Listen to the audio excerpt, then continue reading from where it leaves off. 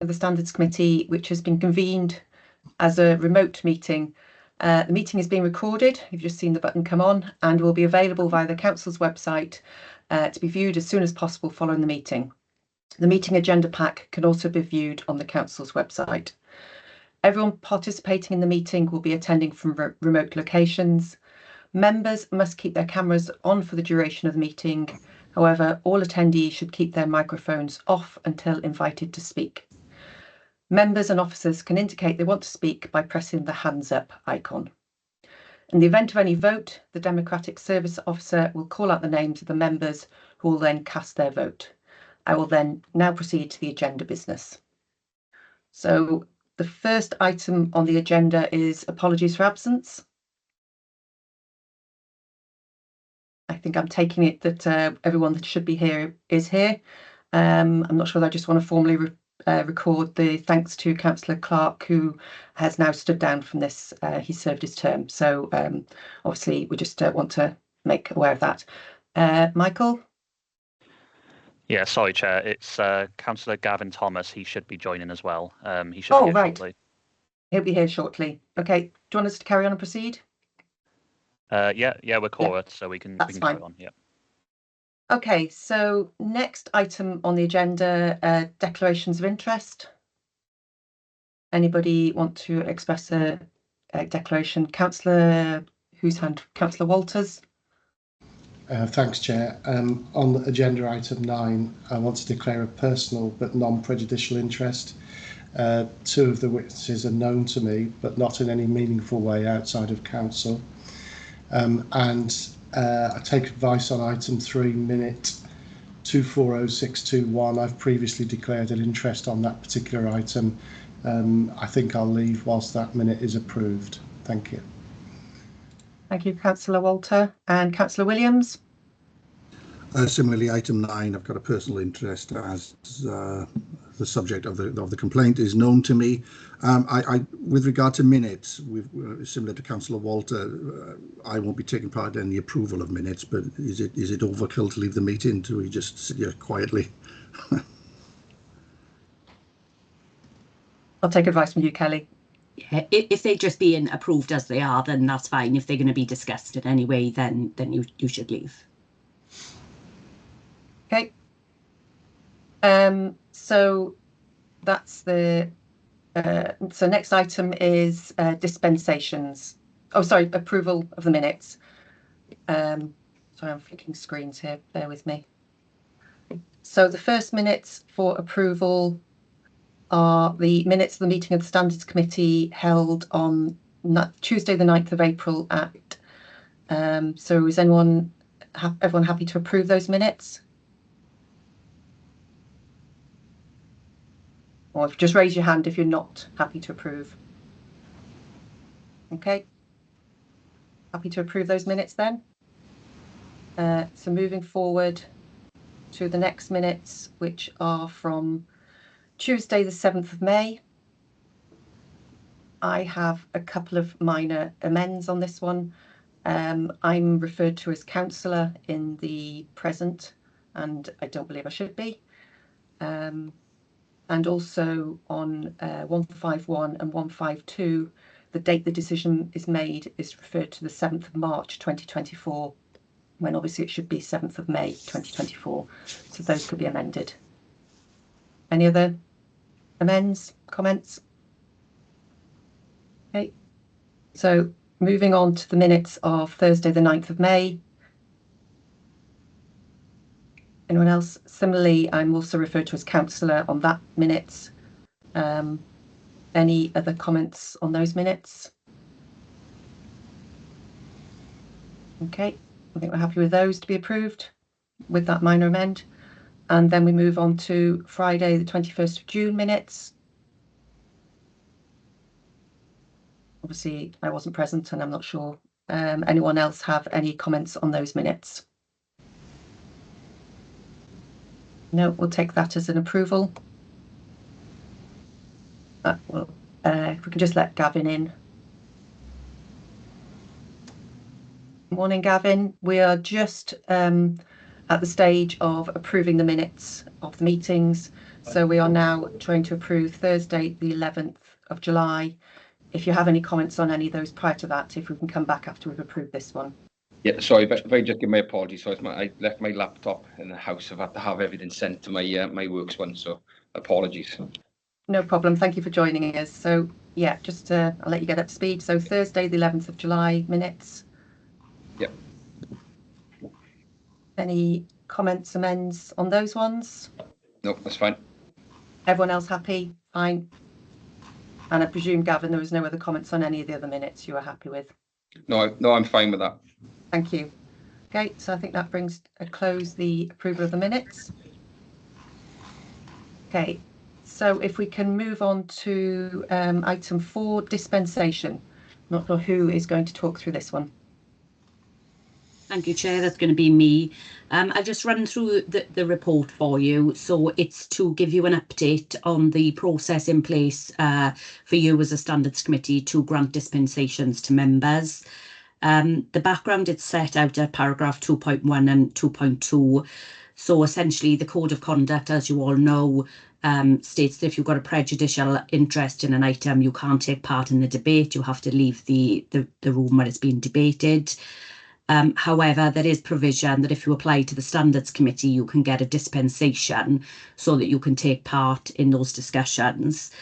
The regulations set out the requirements that need to be met to get the dispensation, and they are set out in your report at paragraph 2.2a through 2i. Any member who does seek a dispensation is required to complete the forms attached at Appendix 1, and it's available on the internet. If there's more than one member seeking dispensation in the same item, they can either submit an individual request or they can all sign the one form. Those members will then be expected to come before Standards Committee to explain the reasons why they're asking for the dispensation, and it will be a matter for the Standards Committee to determine whether to grant that dispensation or not. You can also attach conditions to the dispensation. So, for example, you can say that it lasts for a period of X months, and then you'd want to review it if the matter was ongoing. We're asking you to note this report. What we are going to do is we are going to reinforce these messages to members. As I've stated in some previous meetings, since I've been the monitoring officer, I haven't had to deal with any dispensation requests. They are few and far between, not just in Bridgend, but wider than that. But we will make members aware that they have got the right to make this request if it's relevant in their circumstances. Thank you, Chair. If you can note the report. Yep, we can note his report. Nobody's got. We've got one question from Councillor Walter.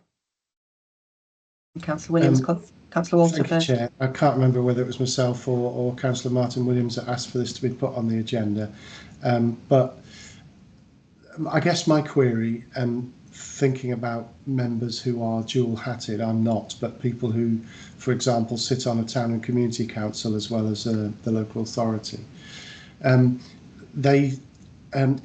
Community council members get notification of the agenda for their meetings, I think no more than 7 days before the meeting is due to take place. So if there's an item comes up on the agenda which they would want to speak on but would need to apply for dispensation, short of asking the clerk to that community council to delay that item from being discussed, which might not be appropriate if it's time limited, what process, I guess, is the question I'm asking, do we have to expedite requests quickly?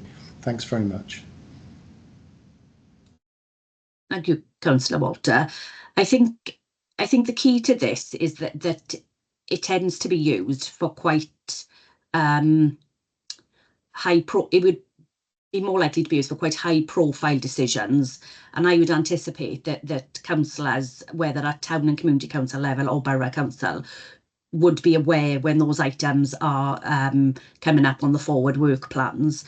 So I think if your town and community council has a forward work plan, you should be keeping an eye on that to see when things are coming up that may mean you need a dispensation. In the event there are urgency required, we could look to convene an urgent meeting of the Standards Committee to deal with that request. And obviously where then they have to respond within the 7 days, I'm sure the committee would be mindful of the timescales and would turn that around quickly. Okay, thank you for that, Councillor Walter. Councillor Williams. Yeah, there was something. Now Councillor Walter's raised that. It wasn't my question, but in urgent, I would say non-serious cases, is there any power of this committee to delegate that to yourself as the monitoring officer, or does that power have to be held by the committee? Some things are very serious and some things perhaps less so, and it was that was just an add-on to Councillor Walter's question, really.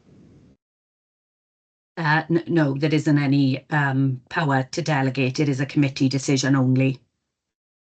That could be something we could raise with in the national forums to say that because it has been raised previously, that sometimes the process doesn't allow for a very quick turnaround. So we can definitely raise that in the national forums, but at the moment it is a committee decision only. Okay. Did you have another question, Councillor Williams? Yeah, it's two questions, but it could be one really. We're about to enter a situation in the county borough where we're going to see the reorganisation of town and community councils. The vast majority of borough members who make a decision on this will be twin-hatted. I think Councillor Walter is an exception. So how will we deal with that? It will be very difficult for everyone to have individual dispensations. Is that something that we need to consider on almost like a blanket basis? The second question, which is kind of linked in a sense, I'll give an example. I sit on St Bride's Minor Community Council, and next door to us is Anisawdra Community Council. Anisawdra Community Council is always carrying vacancies, so they're very lucky if they're quorate at the best of times. There are on occasions times. The other thing is a number of councillors sit on both community councils because they're essentially in the same place. There are occasions where the council I sit on has resolved to write to that council to seek joint funding or seek cooperation on certain things, but just generally to be good neighbours. That would potentially make, if the letter of the law is followed correctly, that would make Anisawdra councillors who are to sit on both unable to take part in that business and potentially make that council inquorate. How do we deal with things like that? Is the advice to one or both of those councils to write seeking some sort of exemption or dispensation for all councillors, or do they all again have to write to individually? Because I think that is not a unique set of circumstances, but I can see that may or may not happen elsewhere as well. Thank you, Councillor. In relation to the first one, the reorganisation, when we have raised this, and we understand that some guidance will be coming out. Well, we were expecting it by now. We haven't received it. Some guidance will be coming out. But if not, I would be writing to all members to explain. And I would anticipate in that case that we would deal with it as one en masse, one dispensation to deal with that item. The other one, the quorum for the TCCs, this shouldn't be used as... it should be used to deal with a specific matter rather than just an in general principle that there would always be a dispensation. So really, they should be applying whenever there is an item that crosses over those two town and community councils, rather than just get a blanket dispensation for anything that involves it. It would depend on the subject matter and what was being, what you were asking the other council to fund. So it would be fact specific based on the circumstances of the case. And as you can see, there are some in the A to I, there are some things that if it affects more than half of the committee, so we'd have to look at those circumstances to see if the criteria are applied, and then we could put something in place. No, that's right. And I guess going back to your earlier point, it could a decision of that magnitude could be factored in a forward work programme. Thanks. Yeah. Okay, thank you, Councillor Williams. Gavin Thomas. Mine was more of a general question, really, about since I've been on the Standards Committee for a while now, I've not seen any of these come through the Standards Committee. So I'm just curious if how often is this actually invoked? As I said, Councillor Thomas, I've been the monitoring officer since either 2018 or 2019, and I've never dealt with them. I can remember one occasion, and I would say we are going back to 2014 possibly, Okay. where there was a dispensation. I understand, I think quite a lot of members were part of a social group, and there was something being discussed then, but that was Very infrequent, yeah, then, is that? I'm Okay. saying we over 10 years ago, so very infrequent. But equally in other parts of Wales, you know, I'm in contact with monitoring officer colleagues, and it isn't used to a great extent. Thank you. Okay, thank you. Okay, so if we're happy to move on to the next item on the agenda. So this is the independent review of the investigations of the PSOW for Wales regarding the Code of Conduct complaints. Kelly? Yeah. So I'm sure you're all aware that in May 2024, there were substantiated complaints that a staff member at the Public Services Ombudsman for Wales had been making inappropriate and unacceptable comments on social media. It was decided that an independent review was needed, and Dr. Melissa McCulloch, who is the Commissioner for Standards for Northern Ireland, was appointed to lead that review. Her report was published on the 27th of September 2024. It is attached to your papers at Appendix 1, and it provided key recommendations which are set out at paragraph 3.1. We've subsequently had the Public Service Ombudsman come to monitoring officer events to update us on activities that are going on to deal with these recommendations. And I understand she may have also been to the Standards Chair Forum, or if not, she's due to attend. Again, information report for noting, and or any comments you'd like to feed back. Thank you, Chair. Anybody have any comments or questions? Councillor Williams? Thank you, Chair. The report is what it is, and it looks at bias at a national level, I guess, at an organisational level linked to the individual concerned. What it doesn't do, and it does disappoint me, is look at the particular circumstances related to Bridgend. The staff member who resigned lives in Bridgend and was involved in investigations on both sides of the fence, whether investigating complaints from or against members of this authority and other authorities within this county borough. I have seen, and I'm looking at them now on my phone, disparaging comments that staff member made against individual local councillors in this borough, and I'm disappointed that the report, whilst looking at the organisational level, didn't take a particular view at Bridgend, because I'm disappointed at that. It certainly dented my confidence in the PSOW. I wouldn't say broken, but certainly dented. And I know colleagues of various parties who feel the same, and I just want to put that on record. I mean, I would preferably like that this committee wrote, whether that happens or not, I don't know, asking whether the PSOW is minded to look at the particular circumstances relating to Bridgend. But I just wanted to put on record my disappointment that you know, those particular circumstances, and those not just political biases, but individual biases of those that were potentially being investigated or had submitted complaints, were not considered. And you know, I think until all of these complaints have washed through the system, I think it's going to take a long time for some people in this county borough to have full confidence in the PSOW and their investigations. Thanks. Does anyone want to add to those comments?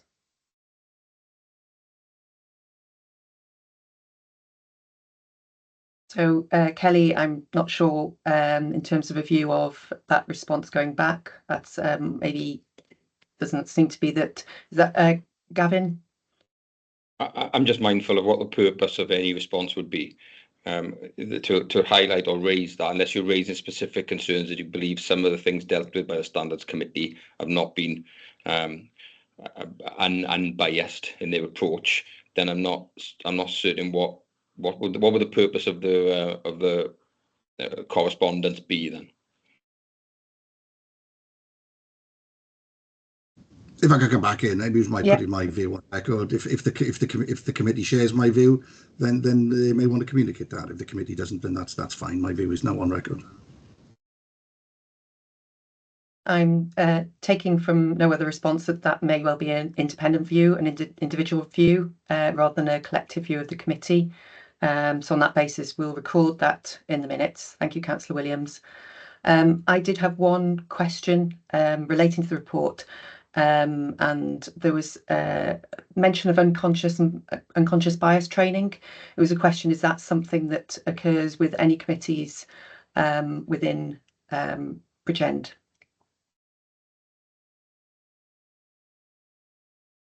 It's not included as standalone training. I think it'd be quite difficult to run a training session on that alone. I don't think we could fill the slot. It is referenced as part of other training. We had Beth Evans came in to do some training, and this was touched upon, but not in any great detail at all. Okay.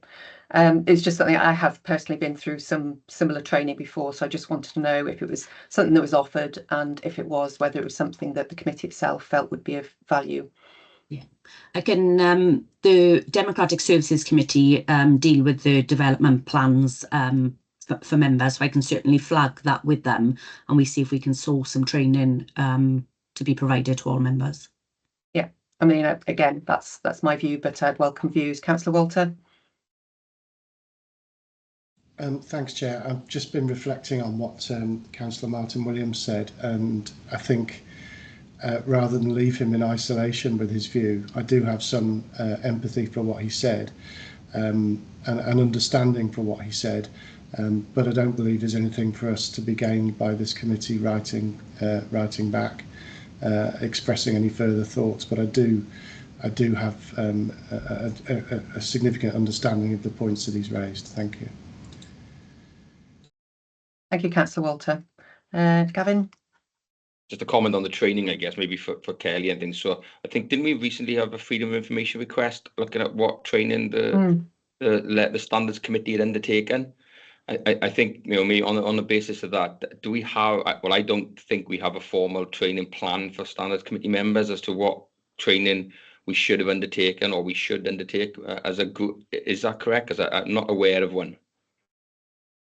You need to have the code of conduct training, so we do check that you've all had the training. There isn't any other mandatory training. Obviously, Sue was the chair. She goes to the National Standards Forum, which I think you can all go to if you wanted to, but there's no other formal training for Standards Committee. But we can invite you to any training sessions we offer for our members if that would be of any help. I think an idea of what training is available, because it's already, everyone says, I'd like to go on training, but there's a vast range of opportunities. So if we know what potentially is being offered elsewhere, and members wish to improve their knowledge in those areas, I think that might be of value. Yeah, what I'll do is, when we next take a report to the Democratic Services Committee, I'll make sure that you get a follow-up report from them, so you can see the type of things the members are putting forward for training events. Thanks very much.